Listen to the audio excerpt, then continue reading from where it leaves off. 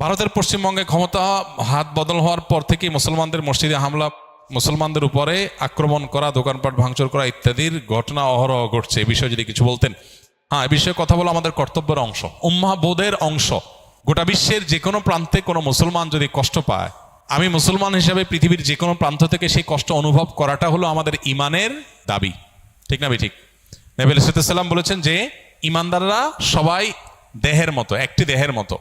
যখন একটা দেহের কোনো এক অংশে অসুস্থতা হয়, কষ্ট হয়, একটা অংশ ব্যথা পেয়েছে, ব্যথার কারণে জ্বর যখন আসে শুধু ওই অংশে হয়, ওই অঙ্গে হয় না, পুরো শরীরে জ্বর আসে। ঠিক একইভাবে পৃথিবীর কোনো এক প্রান্তে যখন মানুষ আক্রান্ত হয়, গোটা বিশ্বের মুসলমান কষ্ট অনুভব করবে। এটা মুসলমানিত্ব মাপার একটা প্যারামিটার হতে পারে।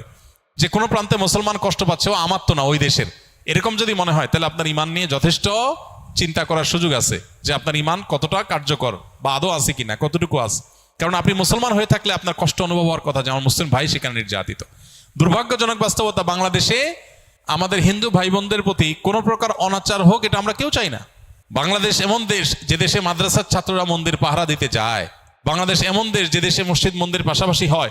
ধর্মীয় দাঙ্গা বলতে যেটাকে বোঝানো হয়, যেটা আমাদের পার্শ্ববর্তী দেশে আমরা প্রায় দেখি, এরকম কোনো মুসলমান, হিন্দু বা অন্য কোনো ধর্মের সাথে ধর্মীয় দাঙ্গা এদেশের 50 বছরের ইতিহাসে কখনো একটাও ঘটে নাই, আলহামদুলিল্লাহ।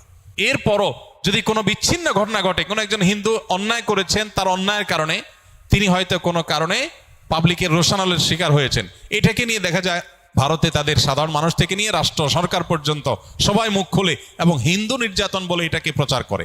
কিন্তু দুর্ভাগ্যজনক বাস্তবতা, কলকাতাতে এখন যে ঘটছে বা প্রায় সময় ভারতে বিভিন্ন জায়গায় ঘটে, মুসলমানদের উপরে যে নির্যাতন, জুলুম, অমানবিক আচরণ, এগুলোর ব্যাপারে আমাদের দেশের তথাকথিত সুশীল বলেন, সরকার বলেন, রাষ্ট্র বলেন, এমনকি দুর্ভাগ্যজনকভাবে আমরা আলেম ওলামা বা মুসলমানরাও আমরা প্রতিবাদ করতে পারি না।